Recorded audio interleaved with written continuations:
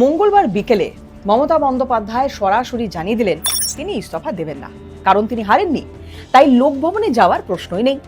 মমতা বলছেন, কেন পদত্যাগ করব, আমরা তো হারিনি, জোর করে ভোট লুট করা হয়েছে, ইস্তফার প্রশ্ন আসছে কোথা থেকে?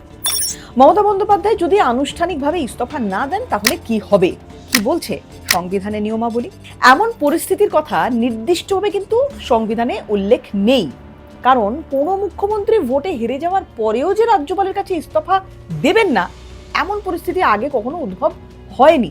তবে সংবিধান বিশেষজ্ঞরা বেশ কিছু ধারণার কথা বলছেন, যা অতীতে কোনো না কোনো রাজ্যে ঘটেছে, কিন্তু ভোটে হেরে যাওয়ার পরেও বিদায়ী মুখ্যমন্ত্রীর ইস্তফা না দেওয়ার নজির দেশে সেভাবে নেই। ফলে মমতা বন্দ্যোপাধ্যায় শেষ পর্যন্ত ইস্তফা না দিলে ভারতের সংসদীয় গণতন্ত্রের ইতিহাসে এক নতুন নজির তৈরি হবে। পশ্চিমবঙ্গ বিধানসভার মেয়াদ শেষ হচ্ছে আগামী 7ই মে, বৃহস্পতিবার। ইস্তফা না দিলে আনুষ্ঠানিকভাবে ওই দিন পর্যন্ত মমতাই রাজ্যের মুখ্যমন্ত্রী থাকছেন, কিন্তু 7 তারিখ পেরোলেই তার মুখ্যমন্ত্রিত্বের মেয়াদ শেষ হবে, অর্থাৎ তিনি মুখ্যমন্ত্রী থাকবেন না। ইস্তফা না দিলেও নামের আগে জুড়ে যাবে প্রাক্তন মুখ্যমন্ত্রী। ভোটে হারলে রাজ্যপালের সঙ্গে দেখা করে বিদায়ী মুখ্যমন্ত্রীর ইস্তফা দেওয়াটা নিয়ম নয়, এটি সাধারণভাবে রেওয়াজ, রীতি বা সাংবিধানিক শিষ্টাচার।